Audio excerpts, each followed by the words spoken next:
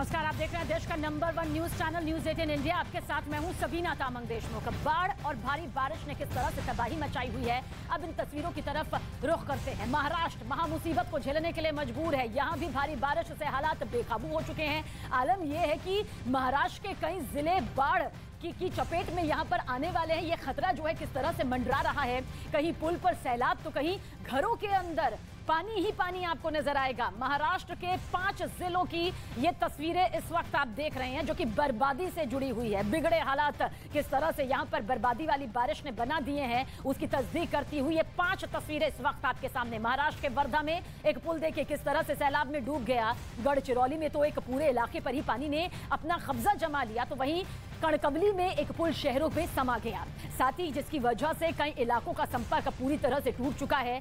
सोलापुर की तस्वीर आपके सामने, यहाँ तो तस्वीर बेहद दर्दनाक है, जहां पर शव कब्रिस्तान तक ले जाने के लिए देखिए किस तरह से लोगों को उफनती नदी में जान जोखिम में डालकर इसे पार करने के लिए मजबूर होना पड़ रहा है। कुछ ऐसी ही तस्वीर कोल्हापुर से भी सामने आई। और एक एक तस्वीर इस वक्त आपके सामने दिखाएंगे कि जल प्रहार का कहर किस तरह से यहां पर इंसानी जिंदगी झेलने के लिए मजबूर है। सबसे पहले महाराष्ट्र के अमरावती से दिल दहला देने वाली एक तस्वीर सामने आई। यहां पर देखिए इस गाड़ी को, आप देखिए किस तरह से ये नदी में आए, अचानक उफान में बह गई।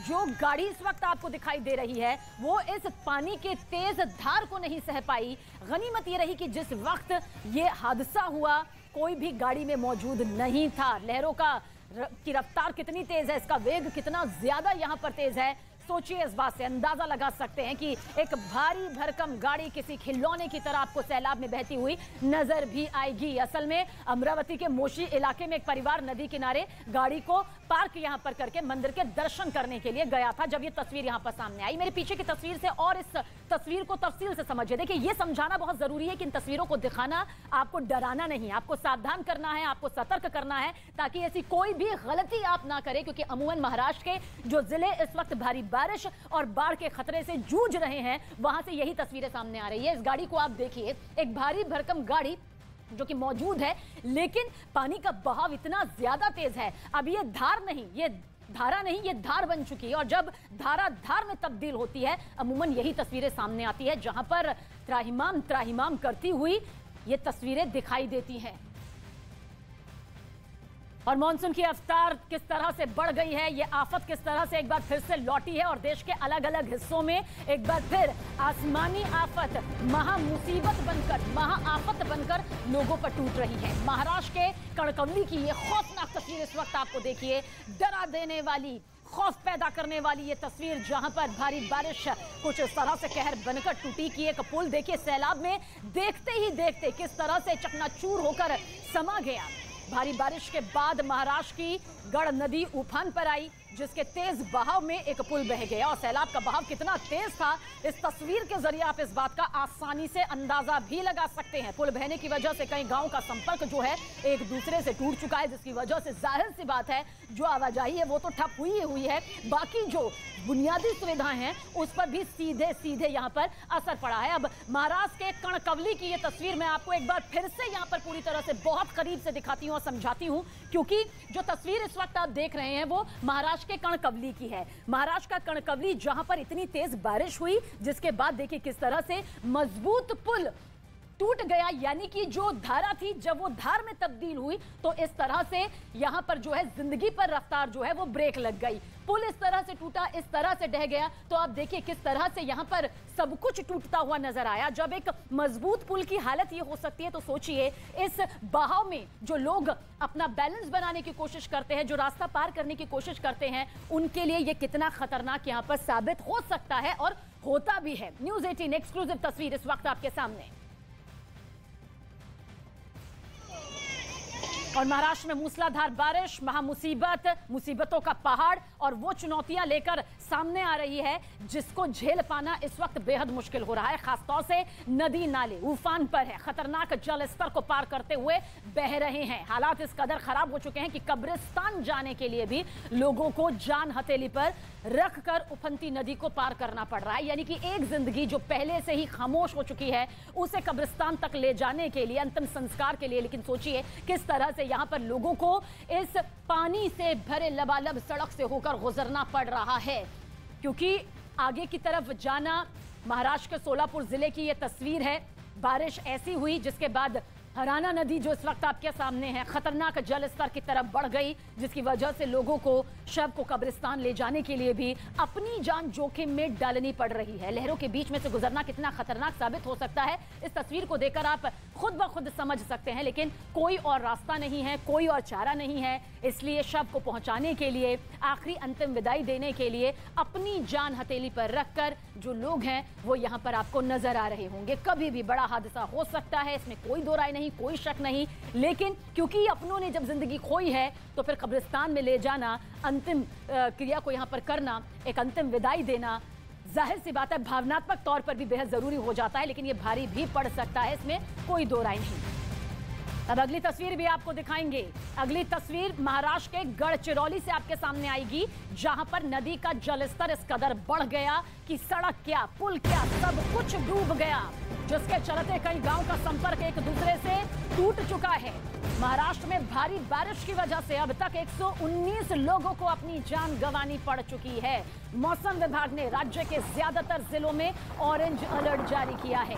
महाराष्ट्र के गढ़चिरौली की यह तस्वीर इस वक्त आपके सामने। हालांकि प्रशासन की तरफ से संबंधित विभागों के जरिए समंदर से दूर रहने की सलाह जरूर दी गई है, लेकिन इतना तय है कि जहां सड़कें ही समंदर हो चुकी है, जहां पर सड़कें नजर नहीं आ रही है, जहां निचले इलाके हैं वो पूरी तरह से डूबे नजर आ रहे हैं। मेरे पीछे भी अब आपको यही तस्वीर दिखाने जा रहे हैं ताकि और तफसील से आप इस तस्वीर को समझ सकें। गढ़चिरौली की ये तस्वीर है जहां पर महामुसीबत का पहाड़ कुछ इस तरह से टूटा है, जहां से गुजरना, जहां को पार करना बेहद मुश्किल हो चुका है और इस पानी की तेज बहाव के सामने किसी का भी टिक पाना नामुमकिन सा हो गया। 119 लोग अपनी जान भारी बारिश के चलते जो हादसे हुए हैं, जो तस्वीर सामने आई है, अपनी जान यहां पर गंवा चुके हैं। कोई रास्ता, कहीं मजबूरी है किसी जगह को पार करना, कहीं मजबूरी नजर आती है घर से बाहर निकलना, तो कहीं मजबूरी नजर आती है निचले इलाकों में जो आशियाने अब भी बसे हुए हैं, और इन्हीं के चलते जो 119 जिंदगी अब तक मौत में तब्दील हो चुकी है। यह आंकड़ा बढ़ सकता है, ऐसे में बेहद सतर्क रहने की, सावधान रहने की, एक एक कदम बेहद फूंक फूंक कर रखने की बेहद जरूरत है, क्योंकि प्रशासन भी कह रहा है कि हम अपनी तरफ से पूरी कोशिश कर रहे हैं ताकि इस स्थिति से निपटा जा सके। हालांकि कुदरत के कहर के सामने टिक पाना मुश्किल होता है, लेकिन रेस्क्यू टीमों की भी देखिए कोशिश यहां पर जारी है कि वो लोगों की जिंदगी बचा सके। और इस बीच लगातार बारिश की हर एक तस्वीर हमने आप तक पहुंचाई, लेकिन जिस तरह से भारी बारिश की वजह से नदियां उफान पर हैं, सोचिए पहाड़ दरक रहे हैं, जिंदगी पर खतरा मंडराता जा रहा है। जाते जाते मॉनसून लोगों के लिए आफत बढ़ा चुकी है, तो वहीं कई जगह तो लोग सैलाब के बीच लापरवाही की हदें पार कर रहे हैं। कैसे, इस रिपोर्ट के जरिए आप देखें।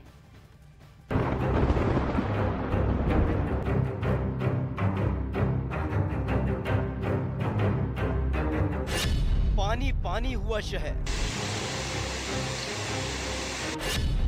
बिस्तर पर मरीज, अस्पताल में पानी,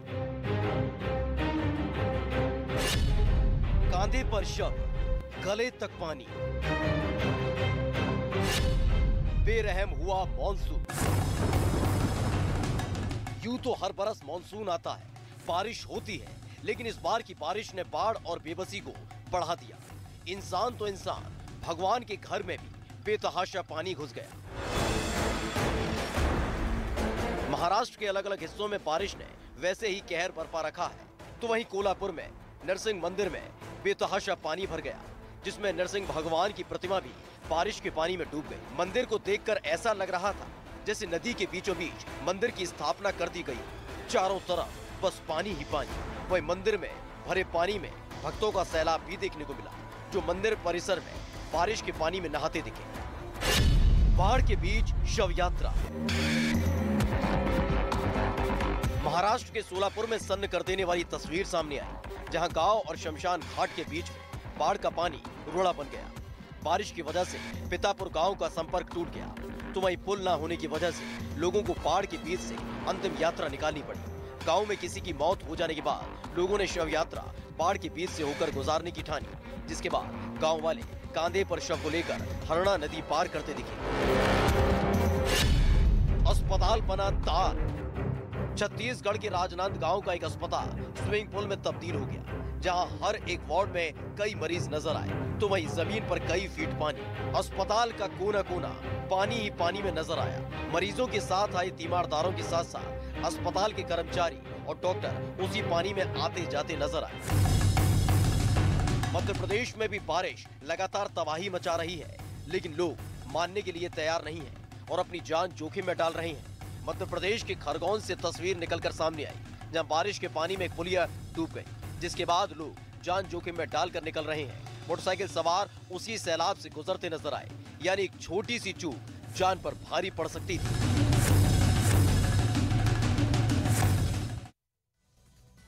और आगे भी देश के जिन राज्यों में भारी बारिश और बाढ़ की वजह से हालात बद से बदतर होते गए हैं, उनकी तस्वीरें आप तक पहुंचाएंगे। लेकिन बाढ़ और बारिश से जुड़ी ये 10 बड़ी और जरूरी खबरें। महाराष्ट्र के कणकवली में पानी के तेज बहाव में बहा पुल, कई गांव से संपर्क टूटा, लोग हुए परेशान।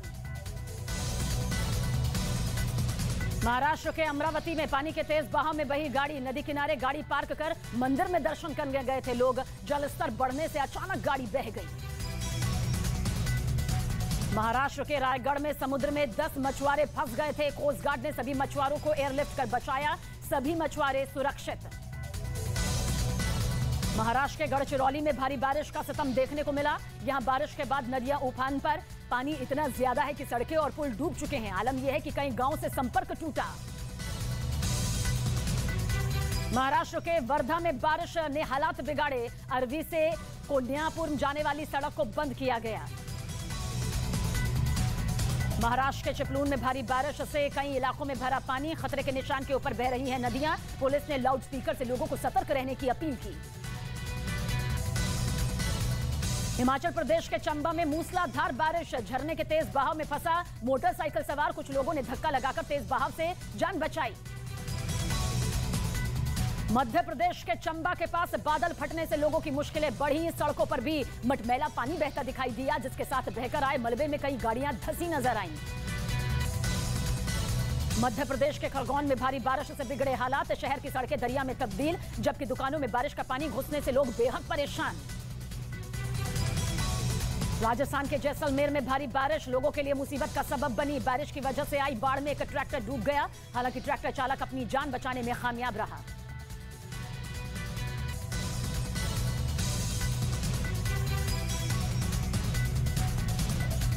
तो देश के कई राज्य इस वक्त भारी बारिश और बाढ़ के दर्द को झेलने के लिए मजबूर है, जिनमें से महाराष्ट्र से सबसे ज्यादा तस्वीरें अब तक सामने आ चुकी है। गढ़चिरौली का रुख कर लेते हैं, जो कि महाराष्ट्र में ही है। बारिश के बाद बाढ़ जैसे हालात बन गए, नदियों में उफान है, नदियां खतरनाक जल स्तर से ऊपर बह रही हैं और साथ ही साथ जो निचले इलाके हैं उनकी तस्वीर भी देखिए इस वक्त आपके सामने है। सिर्फ ऊपरी छज्जा आपको नजर आ रहा होगा, वो हिस्सा नजर आ रहा होगा जहां पर या तो लोग मौजूद होकर अपनी जान बचाने की कोशिश कर रहे हैं या फिर अपने आशियानों को छोड़कर भागने के लिए कहीं और जाने के लिए मजबूर है। गढ़चिरौली की ये तस्वीर है। भारी बारिश के बाद एक पूरा इलाका देखिए इस वक्त सुनसान हो चुका है, पानी में डूब चुका है। क्या सड़क, क्या दुकान, क्या घर, सब जगह आपको सिर्फ ये खौफनाक मंजर नजर आएगा। खामोश ये मंजर है, लेकिन दर्द भरी चीखें हैं, क्योंकि अपने आशियानों को छोड़कर यहां से जाने के लिए परिवार मजबूर नजर आ रहा है। महाराष्ट्र के न सिर्फ गढ़चिरौली बल्कि कई ऐसे इलाके हैं जहां से यही दर्द भरी तस्वीरें सामने आ रही है, जहां सब कुछ अपना गवा चुके हैं। बर्बादी वाली इस बारिश के चलते स्थानीय लोगों का जनजीवन जो है वो पूरी तरह से पटरी से उतर गया है, क्योंकि अगर सड़क पर आपको कुछ नजर आएगा, घर पर आपको कुछ नजर आएगा, तो वो है सिर्फ पानी ही पानी। और वहीं अब 5 तस्वीरें भी इस वक्त आपके सामने। महाराष्ट्र में भारी बारिश से हालात बेकाबू हो चुके हैं। आलम यह है कि महाराष्ट्र के कई जिले भारी बारिश और बाढ़ की चपेट में है। बाढ़ का खतरा देखिए किस तरह से मंडराया हुआ है, कहीं पुल पर सैलाब तो कहीं घरों के अंदर पानी ही पानी। महाराष्ट्र के 5 जिलों की यह तस्वीर इस वक्त आपके सामने। वर्धा में देखिए एक पुल किस तरह से सैलाब में डूब गया, एक ऐसी धार जिसने सब कुछ यहां पर निस्ते नाबूद कर दिया। गढ़चिरौली में तो एक पूरे इलाके पर ही सिर्फ और सिर्फ बर्बादी वाली पानी का कब्जा यहां पर दिखाई दिया। कणकवली की भी तस्वीर आपके सामने, एक पुल लहरों की चपेट में किस तरह से आकर समा गया और इसकी वजह से कई इलाकों का जो आपसी संपर्क था वो टूट गया। सोलापुर में भी कुछ इस तरह से बारिश का सितम नजर आया, जहां पर एक शव कब्रिस्तान तक ले जाने के लिए लोगों को इस उफनती नदी में जान जोखिम में डालकर इसे पार करना पड़ रहा है। यानी कि कब्रिस्तान तक पहुंचना है तो उनके पास इस रास्ते के अलावा, इस मौत के रास्ते के अलावा और कोई रास्ता नहीं बचा है। वहीं कोल्हापुर में बांध ने प्रशासन लगातार पानी यहां पर छोड़ रहा है बांध से, जिसकी वजह से नदियों का जल स्तर बढ़ गया है। निचले इलाकों में रहने वाले लोगों के लिए मुसीबत बढ़ चुकी है, क्योंकि इसके अलावा भी कोई और रास्ता यहां पर प्रशासन के पास नहीं बचा है। इसलिए निचले इलाकों में रहने वाले लोगों से बार बार अपील की जा रही है कि वो अपने घर छोड़कर, अपने आशियाने छोड़कर सुरक्षित जगहों की तरफ या ऊपरी इलाकों की तरफ रुख करें, वरना निचले इलाके को डूबने में यहां पर 1 सेकंड का वक्त भी नहीं लग रहा है। तेज बहाव और चारों तरफ सिर्फ और सिर्फ बर्बादी का मंजर इन 5 तस्वीरों के जरिए आप देख सकते हैं। ये सैलाब का वो आपातकाल है जिससे इंसानी जिंदगी गुजर रही है महाराष्ट्र में। और महाराष्ट्र के वर्धा की तस्वीर यहां पर आपको दिखाते हैं, जहां पर भारी बारिश लोगों के लिए आफत बन चुकी है। वर्धा जिले के अरवी तालुका में नदी से कोंडियापुर रोड को बंद कर दिया गया है। सुरक्षा के मद्देनजर ये फैसला लिया गया, क्योंकि जो पूरा रास्ता है वो पानी में समा चुका है। ये रास्ता है, ये सड़क है, जो इस वक्त आपको कहीं से किसी भी कोने से दिखाई नहीं दे रही होगी, क्योंकि भारी बारिश के चलते चप्पे चप्पे पर सिर्फ और सिर्फ बर्बादी वाली बारिश का कब्जा हो चुका है। एक पुलिया भी थी जो कि अब नहीं दिखाई दे रही है, पानी पुलिया के ऊपर से यहां पर बह रहा है। सड़क आपको दिखाई नहीं दे रही होगी, वो घर, वो आशियाने आपको दिखाई नहीं दे रहे होंगे, वो रास्ते आपको दिखाई नहीं दे रहे होंगे, क्योंकि भारी बारिश ने सब कुछ तबाह कर दिया है, सब कुछ अपनी आगोश में ले लिया है, जिसके चलते महाराष्ट्र के वर्धा की तस्वीर इस तरह से बिगड़ चुकी है। ये आफत का वो अलर्ट है जो अब भी जारी किया गया है, क्योंकि मौसम विभाग के मुताबिक अभी आने वाले कुछ और दिन जो है वो भारी पड़ सकते हैं। इसलिए बेहद सावधान और सतर्क रहने की जरूरत है। उन रास्तों से ना गुजरने की सलाह संबंधित विभाग, प्रशासन, रेस्क्यू टीम के जरिए दी जा रही है, जहां पर इस वक्त भारी बारिश की वजह से सैलाब का सितम लगातार कहर बनकर टूट रहा है। जो प्रहार है वो जल का कुछ इस कदर दिखाई दे रहा है, जिसकी वजह से कहर बरपा हुआ है। इंसानी जिंदगियां किस तरह से दम तोड़ चुकी है। 119 जिंदगियां कम नहीं होती, ये तो आधिकारिक आंकड़ों के तौर पर सामने आया है। कई बार जिंदगियां मलबे के नीचे दबी रह जाती हैं, कई बार जिंदगियां इसी बहाव में बहती चली जाती है। इसलिए बेहद सावधान होने की जरूरत इन तस्वीरों को देखते हुए। तो महाराष्ट्र में भारी बारिश की वजह से कई जिले बुरी तरह से प्रभावित है, या फिर यूं कहिए कि पूरी तरह से प्रभावित हो चुके हैं। और बाढ़ जैसे हालातों के बीच अब स्कूलों में परीक्षाएं भी रद्द की जा रही हैं। बेहद जरूरी परिजनों के लिए, छात्रों के लिए यह खबर हो जाती है। कोल्हापुर के सांगली और सतारा में बाढ़ के हालातों को देखते हुए स्कूल में जो परीक्षाएं थी, जिनकी तारीख सामने आ चुकी थी, वो फिलहाल रद्द कर दी गई है। यानी कि अब परीक्षाएं आगे कब होंगी, इसकी जानकारी भी वक्त पर स्कूल प्रबंधन की तरफ से पहुंचा दी जाएंगी, प्रशासन की तरफ से पहुंचा दी जाएंगी। लेकिन फिलहाल सांगली और सतारा का जिक्र करें तो जिस तरह से भारी बारिश के बाद बाढ़ जैसे हालात हो गए, जहां पर घर से बाहर निकलना नामुमकिन हो चुका है, वहां पर छात्र छात्राओं की सुरक्षा के मद्देनजर यह फैसला लिया गया है। स्कूल में जो परीक्षाएं थी वो रद्द कर दी गई हैं, ताकि ना परीक्षा के लिए बाहर निकलना पड़े और ना ही इस तरह से मौत वाले रास्तों से होकर किसी भी कीमत पर उन्हें जान जोखिम में डालना पड़े। 2 दिन से होने वाली बारिश से कोल्हापुर की पंचगंगा रिवर का पानी है तो बढ़ता ही जा रहा है। पंचगंगा रिवर ने वार्निंग लेवल क्रॉस करके अभी डेंजर लेवल तक पंचगंगा रिवर का पानी जा रहा है। आप देख सकते हैं पंचगंगा नदी का पानी कितना बढ़ चुका है और काफ़ी लो एरिया में वो पानी जा सकता है। इस वजह से प्रशासन भी अभी अलर्ट मोड पे आ गया है। एनडीआरएफ की 2 टुकड़ियां हैं कोल्हापुर में पहले से ही तैनात है, लेकिन लो लाइन एरिया में जो लोग रहने वाले हैं उनको सूचित किया जा रहा है, अलर्ट किया जा रहा है कि नदी का पानी अभी वार्निंग लेवल क्रॉस कर चुका है, तो अभी आप गांव से बाहर निकलो, ऐसा रात से ही सूचित किया जा रहा है। और जो डैम कैचमेंट एरिया में जो पानी बढ़ रहा है, बारिश का पानी जो डैम में आ रहा है, उस वजह से डैम भी फुल हो चुके हैं। राधानगरी डैम काफी इफेक्टेड है कोल्हापुर के लिए। तो महाराष्ट्र ही नहीं बल्कि मध्य प्रदेश के भी कई जिले इस वक्त भारी बारिश की चपेट में है, जिनमें से बैतूल की तस्वीर भी बद से बदतर होती जा रही है। यह तस्वीर इस वक्त आप देखिए मध्य प्रदेश के बैतूल से सामने आई है। बैतूल जिला है और वहां पर किस तरह के हालात भारी बारिश के बाद बने हुए हैं। नदियां उफान पर नजर आ रही होंगी, लेकिन जो ये तस्वीर इस वक्त आप देख रहे हैं, जहां चारों तरफ आपको ये लोग नजर आ रहे होंगे, सोचे कितना खतरनाक इस वक्त यहां से गुजरना है या फिर इन जगहों पर मौजूद रहना है। सावधान ना होना सबसे बड़ी मुसीबत यहां पर सामने आती है। ये तो बैतूल की तस्वीर थी, लेकिन मॉनसून के जाने का वक्त भी आ चुका है, लेकिन जाते जाते भी बारिश भारी तबाही मचा रही है। और इस भारी तबाही का मंजर किस तरह से दिखाई दे रहा है महाराष्ट्र में आपने देखा। महाराष्ट्र में तो मानो आसमान से आफत बरस रही है जो जान पर भारी पड़ रही है। कहीं सड़क तालाब में तब्दील हो चुके हैं, कहीं जिंदगी सैलाब में डूब गई है। क्या तस्वीरें सामने आ रही है महाराष्ट्र में महामुसीबत से जुड़ी हुई, देखिए इस रिपोर्ट के जरिए।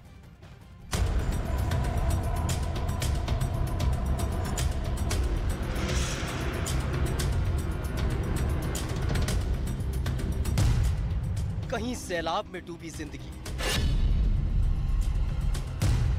कहीं रफ्तार पर लगा ब्रेक, समंदर में उठा तूफान। महाराष्ट्र में जानलेवा मॉनसून। यूं तो हर बारिश में मुंबई की रफ्तार धीमी पड़ जाती है, लेकिन इस बार की बारिश ने मुंबई की रफ्तार पर ब्रेक लगा दिया। मुंबई के अंधेरी का बना ये अंडरपास दरिया में तब्दील हो गया। कई फीट पानी अंडरपास में जमा हो गया, जिससे अंधेरी इलाका एक टापू में तब्दील हो गया, जिसके चारों तरफ सिर्फ पानी ही पानी नजर आया। बेतहाशा पानी अंडरपास में जाता दिखा, तो वहीं अंधेरी के कई इलाके जलमग्न हो गए। अंधेरी ही नहीं, बल्कि मुंबई के कई इलाकों में हालात बद से बदतर नजर आए। सड़कों पर पानी ही पानी और उस पानी में फंसी नजर आई जिंदगियां, जिसे पार करना लोगों के लिए मजबूरी बन गई। मुंबई की सड़क दरिया में तब्दील हो गई। लगातार हो रही बारिश के बीच मुंबई के मरीन ड्राइव पर अलर्ट जारी कर दिया गया।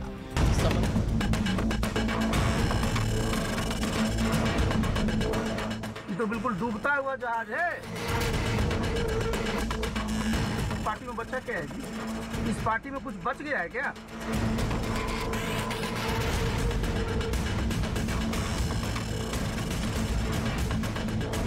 नीतीश कुमार के साथ हैं, भाजपा के साथ हैं।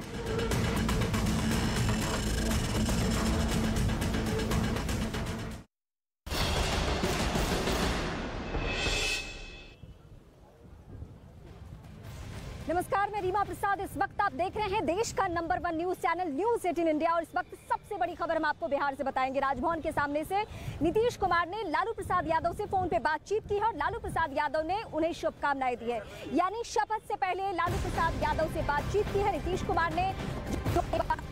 आज सीएम पद की शपथ लेने वाले हैं राजभवन के अंदर और इस बीच लालू प्रसाद यादव ने शुभकामनाएं दी है। और हम कल से ही आपको डिटेल खबर ये बता रहे हैं कि लालू प्रसाद ही वो चेहरा है जिनसे बातचीत करके ये पूरी प्लानिंग की गई थी कि किस तरीके से सरकार गिरानी है और आरजेडी के साथ कैसे साथ निभाना है, कैसे जाना है। हालांकि इस बीच तेजस्वी से भी बातचीत हुई थी, लेकिन जिन दिनों लालू प्रसाद यादव की तबीयत नासाज थी वो एम्स यहाँ से गए थे भर्ती होने के लिए। उसके बाद नीतीश कुमार वहां जाकर भी उनसे मुलाकात किए थे और तब भी सियासी बातचीत हुई थी और ये सब संकेत मिल चुका है। लेकिन आज जब फोन पे दोनों नेताओं के बीच में बातचीत हुई है जो एक दूसरे के दूर विरोधी रहे हैं, यानी नीतीश कुमार का सियासी करियर जो है पूरी तरीके से इस बात पर ही निर्भर करता था और इसी तरीके से स्टैब्लिश हुआ कि उन्होंने लालू प्रसाद के मुद्दे को सबसे ज्यादा उछाला, उनकी सरकार गिराई और उसके बाद वो राजनीति में स्टैब्लिश हुए। लेकिन अब हालात कुछ और हो चुका है। एक दफा नहीं बल्कि दो दफा अब उनके साथ दोबारा ये है जब एक बार फिर से नीतीश कुमार ने आरजेडी पर यकीन करके एक बार फिर उनके साथ वो गए हैं और नई सरकार का गठन होने जा रहा है। और नई सरकार के गठन से पहले यकीनन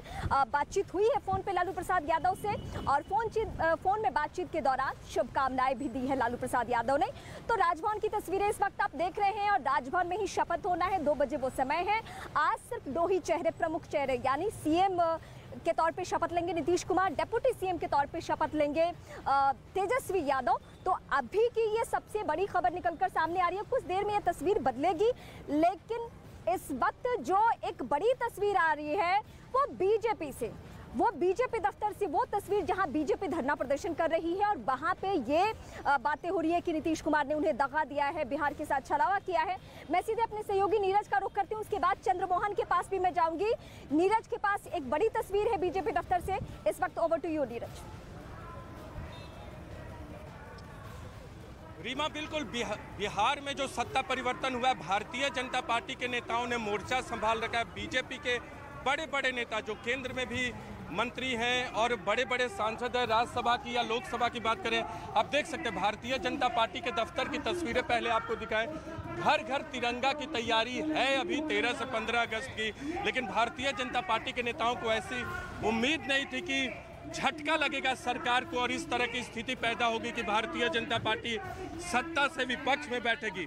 तो तिरंगा यात्रा तो 13 से 15 अगस्त तक होगी ही, लेकिन बाहर की तस्वीरें आप देख सकते हैं। लगातार भारतीय जनता पार्टी के कार्यकर्ताओं नेताओं को जो यहाँ एकजुट है। मैं ये तस्वीरें नीरज आपके जरिए अपने दर्शकों तक पहुंचाऊंगी कि बिहार बीजेपी का फिलहाल रुख क्या है, किस तरीके से जो दिल्ली के बड़े लीडर्स हैं, जो इनका ताल्लुक बिहार से है, वो सभी बिहार में पहुंचे हुए हैं और एक प्रेस कॉन्फ्रेंस के जरिए पब्लिक के सामने बड़ी बातें रखने की कोशिश। लेकिन इस वक्त मैं राजभवन में हूँ और राजभवन से ही हमारे दूसरे सहयोगी चंद्रमोहन बने हुए। चंद्रमोहन, इस बीच हमने दर्शकों के सामने एक बड़ी खबर प्ले की है। वो खबर ये है कि लालू प्रसाद से बातचीत हुई है नीतीश कुमार की, और ये सबको मालूम है कि जब तक लालू प्रसाद की रजामंदी नहीं थी तब तक यहाँ पे सरकार बनी नहीं, जिस नई सरकार को आज शपथ लेना है। चंद्रमोहन।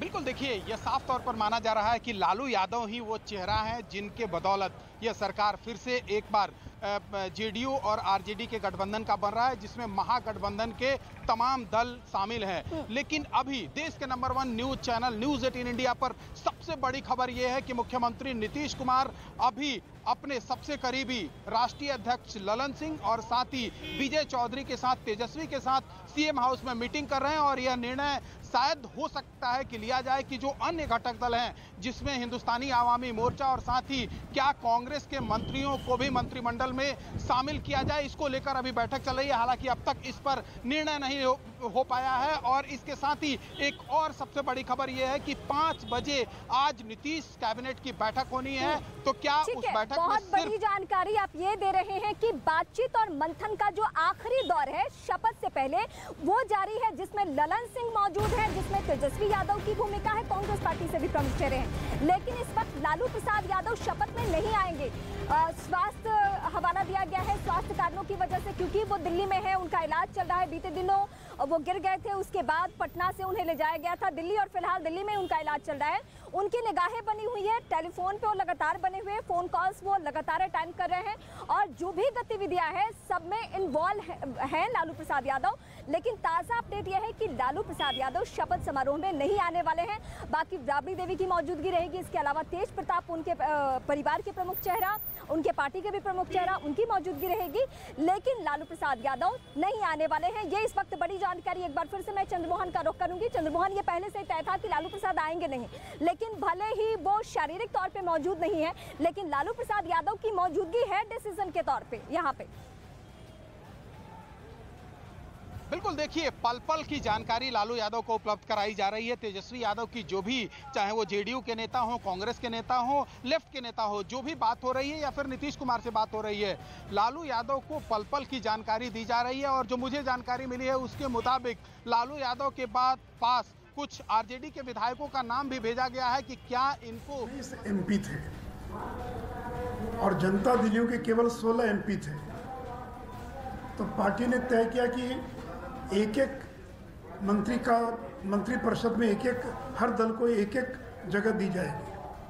क्योंकि जब हम शिवसेना को एक दे रहे हैं तो किसी अन्य को ज़्यादा देने का कोई सवाल ही पैदा नहीं होता था। तो केंद्र की सरकार ने, आदरणीय प्रधानमंत्री जी ने यह तय किया कि हर दल से एक एक व्यक्ति को मंत्री बनाया जाएगा। और जब जनता दल के नेता नीतीश जी से बातचीत की गई तो उन्होंने बाद में कहा कि हमारे दल में लोग किसी नाम पर एकमत नहीं हो पा रहे हैं, इसलिए अभी छोड़ दीजिए, बाद में देखा जाएगा। तो मैं फिर इस बात को दोहरा रहा हूं। उन्होंने कहा कि हमारे दल में किसी नाम पर सहमति नहीं बन पा रही है, इसलिए अभी छोड़ दीजिए, बाद में देखा जाएगा। और जब दूसरी बार मंत्रिपरिषद का विस्तार हो रहा था, उसमें स्वयं अमित शाह जी ने मुख्यमंत्री को टेलीफोन किया और कहा कि कोई एक नाम दे दीजिए। तो उन्होंने आरसीपी सिंह का नाम दिया और ये भी कहा कि देखिए ललन जी थोड़ा नाराज होंगे, उनका भी ध्यान रखना पड़ेगा। लेकिन उन्होंने एक नाम दिया और वह भी नाम आरसीपी सिंह का था। तो जब उन्होंने एक नाम दे दिया तब केंद्रीय मंत्रिपरिषद में उनको शामिल किया गया। तो इतना सफ़ेद झूठ, इतना सरासर झूठ, इस प्रकार का झूठ कि आरसीपी सिंह को बिना पूछे बना दिया गया। अगर बिना पूछे बना दिया गया तो आखिर 1.5 साल तक वो कैसे केंद्र की सरकार में मंत्री बने रहे? आप तो इतने ताकतवर थे कि एक दिन में उनको हटवा सकते थे, तो आपने तो कभी विरोध नहीं किया, कभी नहीं कहा कि उनको हटा दिया जाए। तभी तोड़ना हो तो तोड़ दीजिए, लेकिन इस प्रकार के झूठ का प्रचार ये नहीं करना चाहिए। अब मित्रों, जो दूसरा प्रचार किया जा रहा है कि जनता दल यू को तोड़ने की कोशिश हो रही थी, उदाहरण दिया जा रहा शिवसेना का। अरे शिवसेना हमारा सहयोगी दल थोड़ी ही था, वो तो वहाँ का सत्ताधारी दल था। आप तो हमारे सहयोगी दल थे। हमने सहयोगी दल रहते हुए कभी किसी पार्टी को तोड़ा नहीं। और जब वहाँ टूटी सरकार, तो शिवसेना जो कि हमारा सहयोगी दल नहीं था, उसको वो पार्टी टूटी जो है। आप तो हमारे सहयोगी दल थे, और अगर आपको हम तोड़ भी देते मान लीजिए, तो सरकार कैसे बनती? क्योंकि हम तो केवल 74 या 75 थे, और सरकार बनाने के लिए 46 चाहिए था। तो पूरी जनता दल यू आती तभी ना कुछ हो सकता था, तो भी बहुमत नहीं होता। और देखिए, बीजेपी ने आज तक कभी किसी को धोखा नहीं दिया। हमने नीतीश जी को एक बार नहीं 5 बार बिहार का मुख्यमंत्री बनाया, 5 बार। राष्ट्रीय जनता दल ने 2 बार बनाया, और हम लोगों ने 5 बार बनाया। 17 साल का हमारा संबंध था, लेकिन आपने दोनों बार एक झटके में तोड़ दिया। और मित्रों, मैं आपको याद कराना चाहूंगा, पुराने पत्रकारों को याद होगा, 2005 नवंबर का जब विधानसभा का चुनाव हो रहा था, समता पार्टी में 2 गुट हो गया। जॉर्ज फर्नांडिस, दिग्विजय सिंह, प्रभुनाथ सिंह, ये लोग नहीं चाहते थे कि नीतीश जी का नाम घोषित किया, वो तैयार नहीं थे। और मैंने बिना पार्टी से पूछे मैंने उनके नाम का ऐलान किया कि 2005 में नवंबर के चुनाव का मुख्यमंत्री का उम्मीदवार नीतीश कुमार होगा, और पार्टी ने उस पर मोहर लगाई। तो जिस बीजेपी ने आपको 5 बार बिहार का मुख्यमंत्री बनाया, आपके पार्टी के विरोध के बावजूद आपके नाम का ऐलान किया और आपको मुख्यमंत्री बनाया, उस पार्टी को आपने धोखा दे दिया। और देखिए मित्रों, ये जो विश्वासघात है, ये केवल बिहार की जनता के साथ विश्वासघात नहीं है। 2020 के अंदर वोट मिला नरेंद्र मोदी के नाम पर, आपके नाम पर वोट नहीं मिला। अगर आपके नाम पर भी वोट मिला होता तो हम 150 पौने 200 पार कर जाते। अगर आपके नाम पर वोट मिला होता तो आपको कल 43 सीट नहीं मिली होती। जब लगा कि हालांकि स्थिति ठीक नहीं है, तो नरेंद्र मोदी ने एक दिन में 3-3, 4-4 रैलियां की, जी जान लगा दिया। तो 2020 का जनादेश नरेंद्र मोदी के नाम पर है। 2020 का जनादेश नरेंद्र मोदी का जनादेश है। और 2020 में जब नरेंद्र मोदी आए, तो ये तो समाज के सभी तबकों का वोट मिल रहा था, लेकिन जो अति पिछड़ा समाज है, जो 30-35% है, क्योंकि नरेंद्र मोदी अति पिछड़ा समाज से आते हैं। अति पिछड़ा समाज उनको अपना नेता मानता है। अति पिछड़ा का एक एक वोट गिनकर नरेंद्र मोदी की झोली में पड़ गया, तब आप मुख्यमंत्री बने, और तब बिहार के अंदर हमारी सरकार बनी। तो नीतीश जी, ये केवल नरेंद्र मोदी का अपमान और नरेंद्र मोदी के साथ विश्वासघात नहीं है, ये बिहार के जो अति पिछड़ा समाज है, जो 30% अति पिछड़ा है, उसको आपने अपमानित किया है। और ये वही राजद के लोग हैं जिनके 15 साल में अगर सबसे ज़्यादा कोई प्रताड़ित हुआ तो ये अति पिछड़ा समाज के लोग हुए, जिनकी ज़मीनों पर कब्जा कर लिया जाता था, मार के भगा दिया जाता था, वोट नहीं देने दिया जाता था। और जिसको लालू जी ने कभी जिन कहा था, वो जिन जब आपके साथ आ गया तब सरकार बनी। और आज वो जिन आपके साथ नहीं है, वो भारतीय जनता पार्टी के साथ है, नरेंद्र मोदी के साथ है। इसलिए ये गलतफहमी ना रहे, 2015 और 2020 में बहुत अंतर है। उस समय अति पिछड़ा आपके साथ था, आज नरेंद्र मोदी के साथ है। और नरेंद्र मोदी की लोकप्रियता पहले की तुलना में कई गुना ज़्यादा है। और मित्रों, पिछली बार जब आपने गठबंधन तोड़ा आरजेडी से,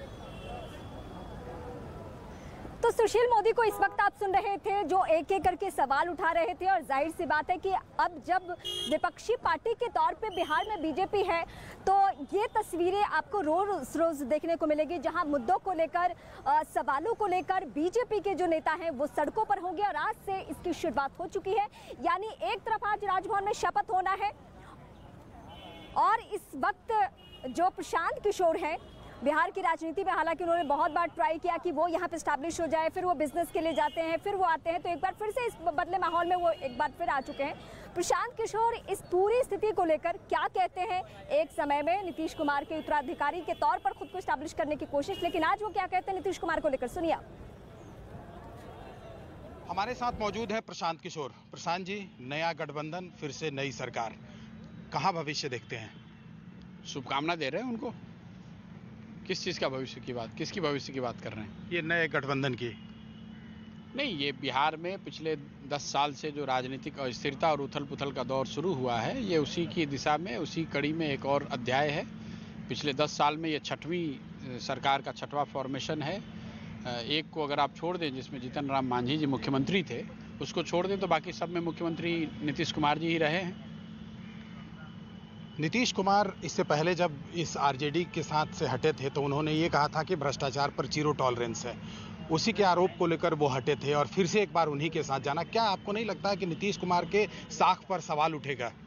देखिए, जब भी आप इस तरह के यू टर्न करेंगे तो साख पर टेम्पररी बातें तो उठती ही हैं। कुछ लोगों को ये राजनीतिक इमोरलिटी भी इसमें लगती है, लेकिन जनता के हिसाब से ये कोई बहुत महत्वपूर्ण विषय नहीं है, so long you deliver on what you are promising.